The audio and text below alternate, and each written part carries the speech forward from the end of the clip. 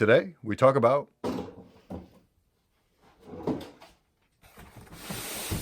Hello, motherfucker. okay. All right, so what do y'all say? Shall we get it? All right. So this looks like a weird tool, so I'm gonna use it. It's called the Cry Cut. Maybe because you cry when you cut yourself. I'm a comedian. All right, so let's just get right into it. Hey yo, hey yo, hey yo.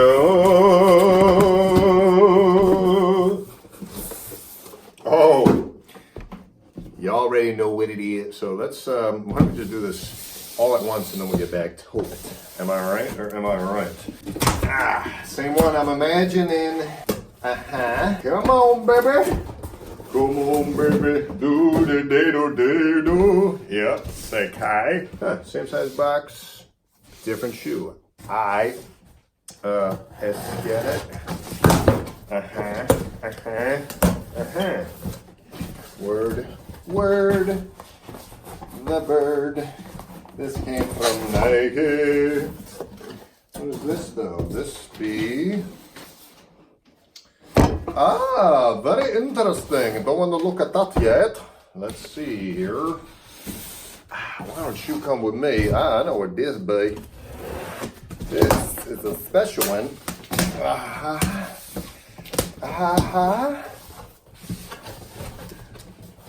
Okay. Wow, Mad Boxer piling up. Sacai, anybody? Got him. And what do we got here? We got word cut. Come on. There we go. I feel like Jasper, or not Jasper, Marv from Home Alone. What do we got here? What do we got here, Shane? Ooh. This one's a doozer. And then I have an idea then what these are going to be. Ooh, never mind. Ooh.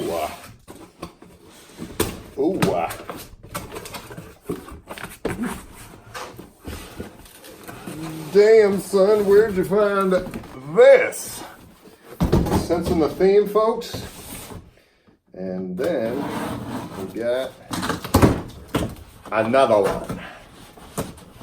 You're gonna see a different theme to this video, and I'll tell you why in a second.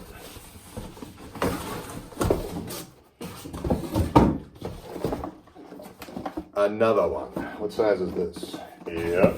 All right, so where to begin? Well, first let me put this back before I hurt myself. Before I hurt myself and start to cry.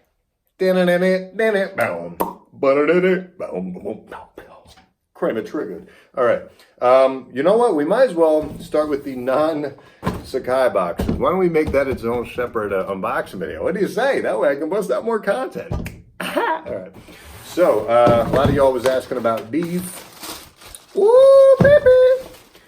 Bop, the Air Tech Challenge 2s in the Hot Lava colorway, the OG, the Air Agassiz, if you will. Bop, boom, boom, boom.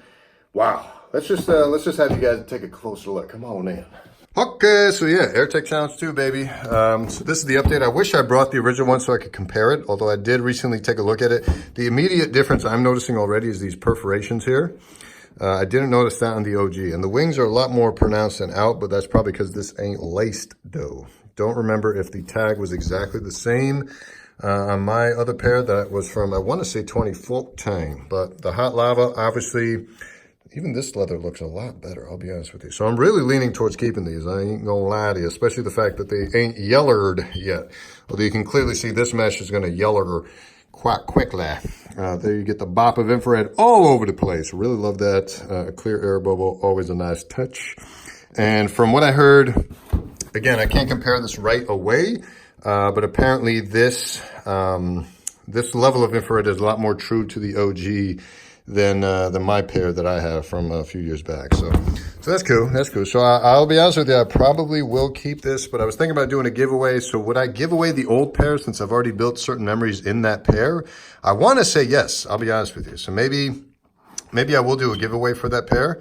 But you guys let me know what you think about that as far as it being a used pair of mine. I mean, maybe I could just sign the box for you. You know, find the box. Again, it's all in the basement there in that side room. So I'll look to see if I could do that. But just to give you guys a closer look at the size tag, Air Stick ×2 Quick Strike. And these did sell out, at least in the major sizes, fairly quickly. So, hey, yo. But yeah, these are just, dude, people don't talk about this shoe enough, man. And I'm so glad they brought these back, especially with the LeBron watch correlation and the Yeezy 2 midsole, you know. So I definitely feel like this will be worth keeping in the collection over the other one. Because it's not like I'm keeping an OG versus this one being a retro. That one was also a retro too, the one I first bought. And granted, even though I've built memories in that shoe, it's not like I can't carry those memories over into this model just being an update. It's almost like getting a new paint job or like just a brand new Camaro instead of the old Camaro, assuming that the Camaro maintained its exact shape, if not returned its shape closer to the OG in the first place. And even this leather here looks a lot better. I'm not gonna lie to you. So I definitely am a huge fan of keeping these. So that's probably what I'm leaning towards doing. So I'm very happy actually that I pulled the trigger on these. And maybe you guys will be happy too, because you can get a pair of my shoes that's actually game worn, if you will. Am I right?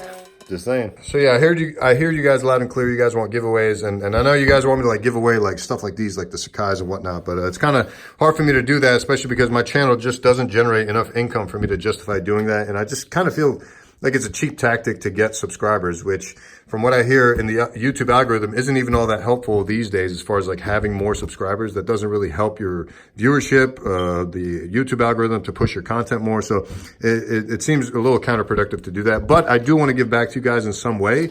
And I feel like that's the easiest way for you guys to get a hold of a nice shoe, with some personalized touch. Like I can, you know, maybe do a personalized signature for you, or like a personalized message if you want to gift it to a friend if you win the giveaway. And we'll figure out how to do giveaways, because I don't even know the easiest way to do a giveaway. So if you know how to do giveaways, you know, reach out and let me know. Maybe we'll think about doing that. That'd be cool. That'd be cool.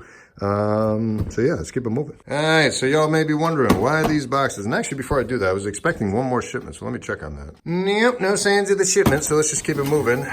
This is the basketball New Balance Omni 1 PF. I don't know what PF means, player feature, and you see both of them are the same. One's a size 11, one's a size 12. You may be wondering why, but first, the kicks. Bop. So, StockX, first of all, thanks so much for sending me a a non-DS box, if you will, and not tell me about it. So that's very nice of you. Appreciate it. Always great to enjoy fantastic customer service and transparency from these companies, but it is what it is, I suppose. Here is the Omni 1's, Kawhi Leonard's first signature shoe with New Balance, and a lot of other people have done dedicated reviews on those, so please feel free to check those out, especially folks like wear testers.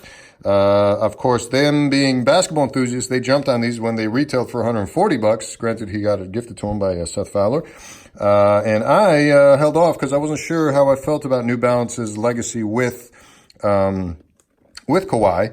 And let alone Kawhi's legacy. And then, of course, after he beat Philly in the Game 7 buzzer beater, and then now what he's doing in the finals, I checked back, and the price dropped from not only the $140 price point, which I believe it was $140 retail, suddenly jumped up from that to $400. When I was looking at him, I was like, eh. And then after the finals Game 1, where I was like, oh my God, he may pull this up. Maybe I should think about getting these shoes.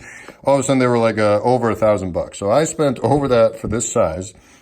And you see kind of the details on this, really plush kind of plastics, reminiscent of wrapped claws, which is cool.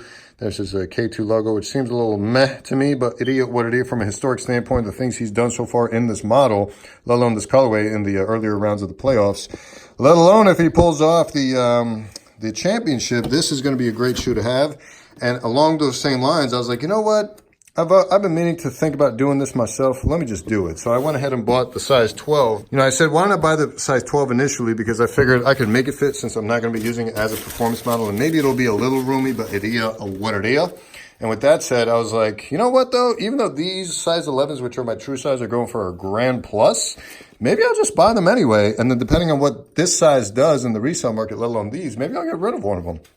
And then that way I can make my money back and essentially get a free pair of Kawhis is my thought. And I know a lot of people talk about how the resale game is kind of dead as far as like people buying pairs to flip and that sort of thing. And I do think in the classic sense they are, with the bot game kind of taking over and plugs and all that kind of ish. But I think there may be some room for like blessed people like me who have a lot of cash to be able to afford higher end kicks like this, let alone the Sacais, which we'll talk about in a minute. But along the same lines, I feel like this may be the next best frontier for people like me to get in on reselling, not for the sake of reselling, but for the sake of getting free shoes. So I would always hear these stories of old heads talking about how they'd buy, like 2-3 pairs of a Jordan 4, a Jordan 6, a Jordan 11, because they weren't like mainstream hyped yet. And then the intention was to basically keep one of them because they truly did love the sneaker, but they were like, holy shit, I could sell this on eBay for X amount more, let alone double, if not triple in some cases, depending on how long you wanted to hold on to them or what the market was or how limited the colorway was or whatever. And that way, you could flip one, let alone a couple pairs. And because they weren't like eaten up by bots or like other resellers that were purely there to resell, you could sell those pairs, make your money back and basically get your pair for free, maybe make a little cash on top of it, but that would just be like cherry on top. That wouldn't be like the intention or the motive. The motive was always to enjoy the sneaker, but if I can enjoy the sneaker for free, why wouldn't I do that? I feel like that's where the rumblings of reselling started, and then, now it is what it is, but it is what it is, literally. So it is what it is. And here we are. So that's my thought with all these Sacai models as well, which I've now teased and we'll get into in the next video. But yeah, that was kind of my thought. I was like, you know what? The Raptors were rumbling after that game 1. And I just had belief that they really could pull it off. Even before the series started, but after that game 1, I was so convinced, and I was probably just riding a high of that game 1 high, which, I hate to fall prey to because I know myself better than that. I always like to think a little further out and less short-termed. But I also knew that if I didn't jump on it, the prices would keep climbing. And the prices have climbed, at least on the size 12s from what I've checked. And the size 11s aren't even available anymore. So pretty sure I can make my money back, let alone do much better if Kawhi wins, let alone that MVP, which I think he will if they pull it out in game 6, which actually may even add to the legacy. So I'm going to be probably looking to flip these, or flip at least one of these quickly, if that's the case. But yeah, I'm just thinking about going for the first time into the foray of reselling because, yeah, I feel like, why shouldn't I take advantage of that? If everyone else is, I'm no better or worse. And I don't think it needs to be like this taboo thing. I feel like the true sneaker enthusiasts are